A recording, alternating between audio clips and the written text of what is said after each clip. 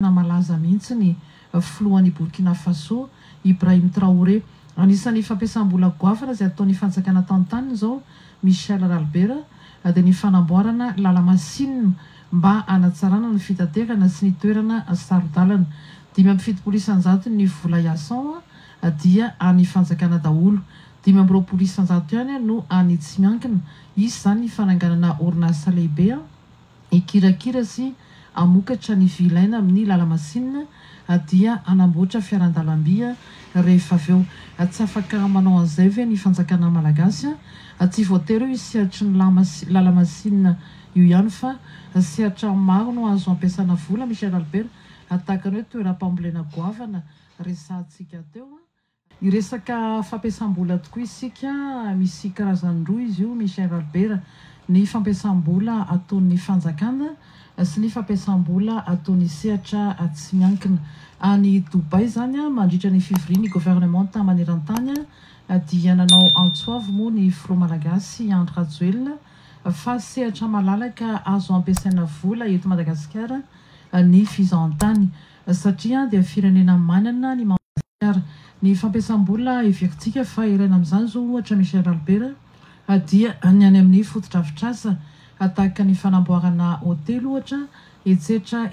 torak'izany koa ny any amin'ny sehatry ny angovo ny fambolena dia mila fampiasam-bola daholo izany lafin-javatra rehetra izany. Isika moa mitady fampiasam-bola antoky ny fampandrosoana raika ny nambaranao teo mba hanangana orinasa iasan'ny malagasy. Miantso mpampiasa vola koa isika mba ampitombo ny fampiasam-bola mivantana na ny antsoina hoe IDE ampitombo ny arikarena. Ilaina tokoa ny mpampiasa vola avy any ivelany Michel Albert ary efa manana lalàna vaovao moa isika mifehy ny fampiasam-bola eto Madagasikara. Lalàna izay efa voadinika tsara izy io no volavolaina izay nandritra ny fitantanan'ny ministro ny varotra teo aloha Andriamatoa Edgar Zafindrava fa ankehitriny aloha Michel Albert raha mandinika isika sy mandalina mbola tsaraky nantenaina ny fahatongavan'ireo mpampiasa vola eto Madagasikara. Eo ny mbola olana amin'ny resaka angovo ny faratsiany lalana efa itsika tsy anjery ny mamerimberina an'izany. Misy ihany ny orinasa madinika sy saratsalany mijoro saingy tsy mbola ampy ho an'ny malagasy. Fa ny tena isariantsika ny saina amin'izao fandaliana izao Michel Albert dia ny fampiasam-bola atao anatiny na ny avy amin'ny fanjakana na ny tsy miankina. Malalitsika amin'izao fotoana izao fa tena malaza mihitsy ny filohan'ny Burkina Faso Ibrahim Traoré. Anisan'ny fampiasam-bola goavana izay ataon'ny fanjakana tanontany zao Michel Albert dia ny fanamboarana lalamasinina mba hanatsarana ny fitaterana sy ny toerana sarodalana. 570 ny vola iasan dia any fanjakana daholo. 520 ihany no any tsy miankina. Izy zany ny fananganana orinasa lehibe ikirakira sy amokatra ny vilaina amin'ny lalamasinina dia anamboatra fiarandalam-by rehefa avy eo. Tsy afaka manao an'izay ve ny fanjakana malagasy tsy voatery io sehatra ny lalamasinina io ihany fa sehatra maro no azo ampiasana vola. Michel Albert tahaka ny hoe toeram-pambolena goavana resantsika teo tahaka ny any amin'ny sehatra hafa dia azo ny fanjakana idirana zany rehefa mametraka ny vola ny fanjakana amin'ny hoe ity vola ity dia natao ampiasaina fotsiny aloha mba hanomezana asa mivantana ny malagasy. Nahoana tokoa Michel Albert atokony hanangana orinasa maromaro ny Repoblika faharoa saingy nopotehan'ny fahavalo-pirenena moa tamin'ny fotoanandrony. Fa ity fampiasam-bola eto an-toerany ity koa Michel Albert dia ametrantsika famontaniana lalina izany hoe ny fampiasam-bola ataon'ny malagasy dia ny sehatra tsy miankina. Tena miezaka arak'izay tratra sy vita ve sa mbola mifantoka foana amin'ny olana sy fiandrasana ny fanjakana. Mbola omena vahana foana ve ny karana sy ny vahiny amin'ny fampiasam-bola eto toerana kanefa hitantsika mibaribary fa ampimamba ny tena dikan'izany. Jereo ny fampiasam-bola ataon'izy ireo any amin'ny fifandraisan-davitra sy ny sisany Michel Albert any amin'ny fanamboarana trano mijoalajoala misy fitaratra tsy manome asa mivantana malagasy fa dia ampanofaina fotsiny. Mbola maro ny ohatra Michel Albert fa tiantsika hisariana ny sainy eto an-toerana ny mpampiasa vola ato anatiny any amin'ny tambazotra serasera Michel Albert dia misy vondrona anankiray tsy manao fotsiny efa tsy mifampitaniny mpikambanao anatiny hoe inona no azo ampiodinana vola eto amin'ny fiainana andavanandro zany hoe mba misy ihany zany ny malagasy manam-bola eto amintsika na tsy antapitrisany maro aza ka afaka ahetsika izany ho an'ny tombontsoa iombonana. Ny fiantohana ny fampiasam-bola ato anatiny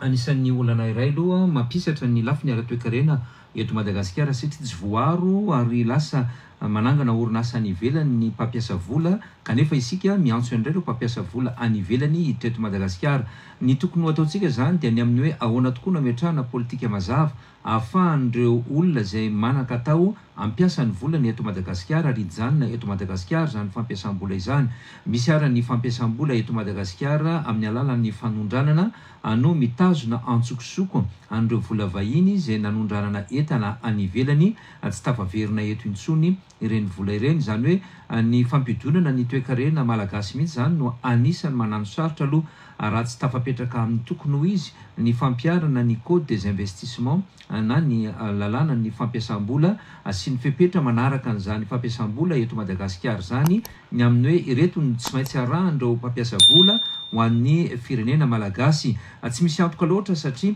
ny mpandraramo hiaran'ny antsonjay ihany koa indraindray amin'ny alalan'ny fampitahorana rehefa tonga amina vanim-potoana ny fifidianana isika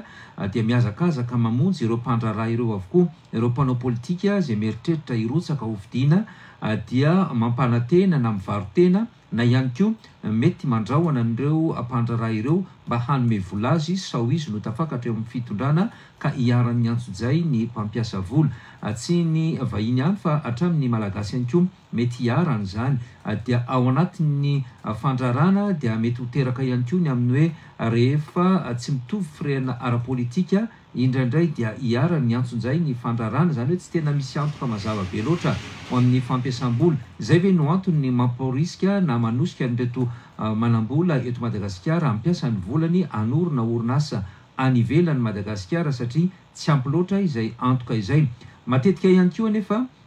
voaro kokoa ny vahiny rehefa mampiasa vola eto Madagasikara satria eo ny fijerenana izay lafiny ara-diplomatika izay any amin'ilay politika fiarovana ny anatiny zany aloha anisan'ny olana satria efa noresantsika imbetsaka teto ane ireo mpampiasa vola ao anatiny hoe fiandrianan'ny firenena malagasy no tsy voaro akory noho ny fifaninanana tsy mazava loatra ary ny antsonjay atao firifiry ireo orinasa efa nijoro teto Madagasikara ny ampiasa olona na rivony ary dia andranomaso ny voatety tsy maintsy nampitsara anazy ireo noho zany hoe fifaninanana tsy manaraka ny fenitra izany satria mampiatra ny fahefana eo ampelantanany ny mpandraraha izay nitantana any anatina fahefana dia mifangaro ny fahefam-panjakana sy ny fitantanana ny orinasa efa nikaikaika tahaka an'izany ohatra ny amin'ny hoe ny fanaovana lafarinina teto Madagasikara satria nampidirina ny varim-bazaha dia tsy nandoava-ketra ho an'ny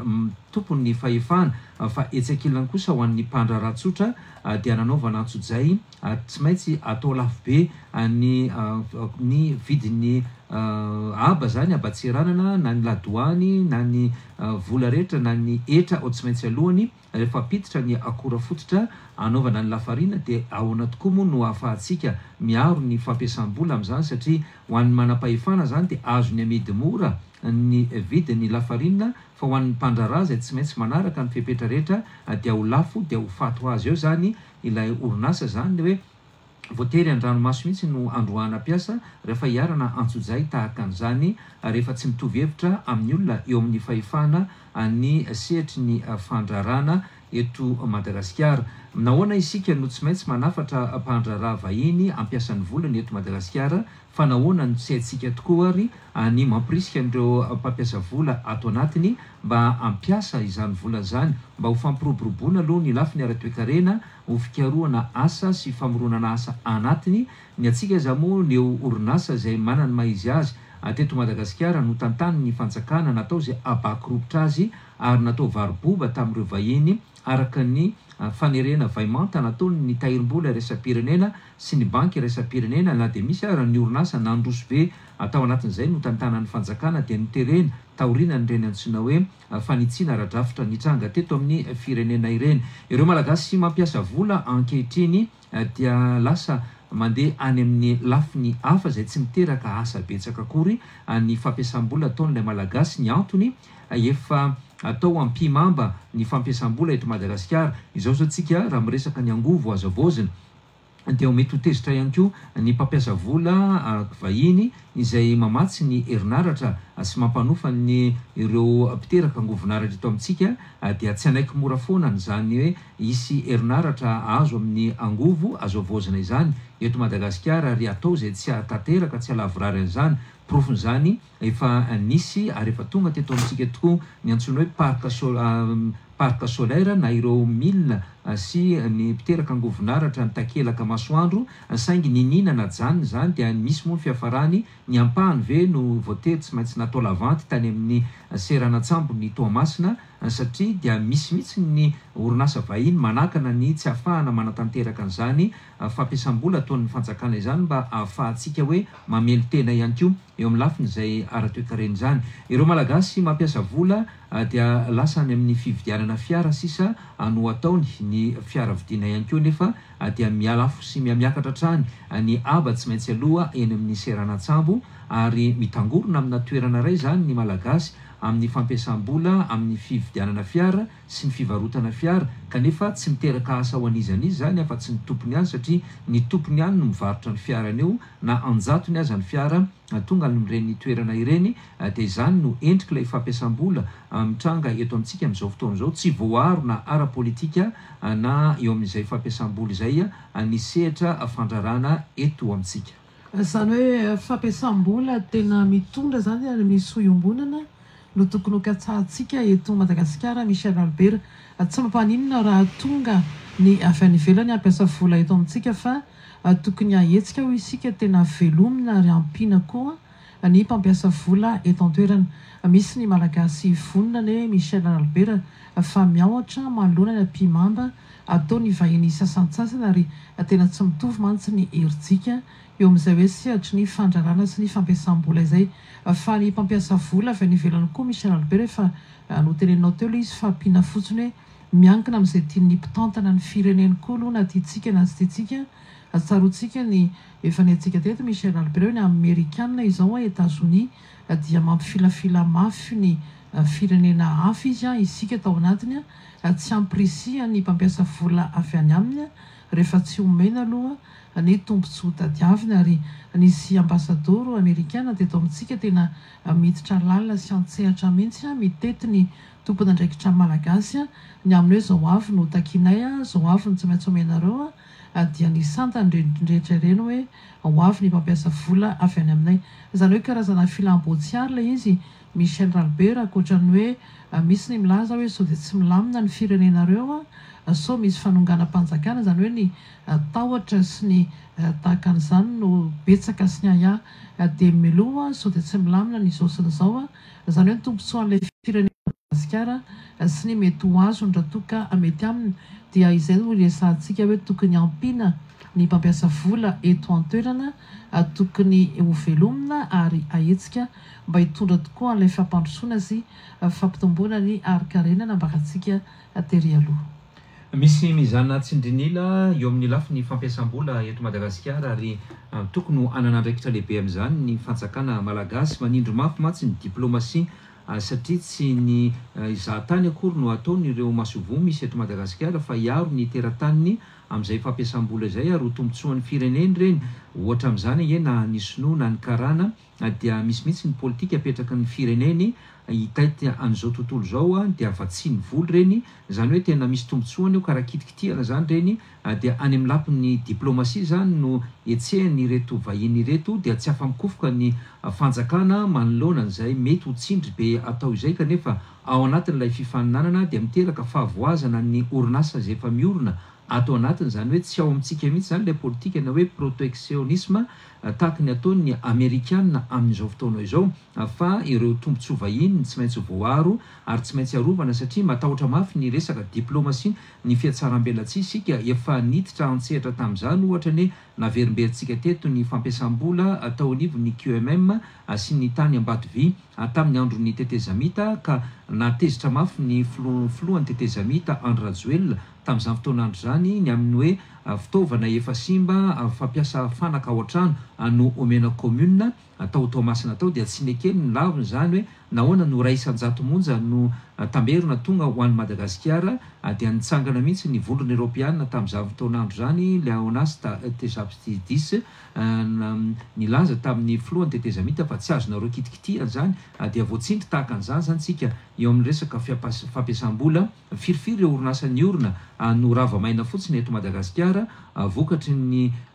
tsy fijerena lavitra ny amin'ny hoe fifanarahana iraisam-pirenena amina fifaninanana tahaka an'ireny savonnerie tropicale ireny ohatra dia anisan'ny niara-pahavoazana lalina mihitsy ireo orinasa malagasy tahaka ny Kobama sy ny sisa na ny ato anatiny na ny any ivelany zany na ny manam-pahefana na ny diplomasia dia samy manindry ny fandrarana hany ka tsy mety iroborobo izay fandrarana miteraka asa ho an'ny firenena malagasy izany.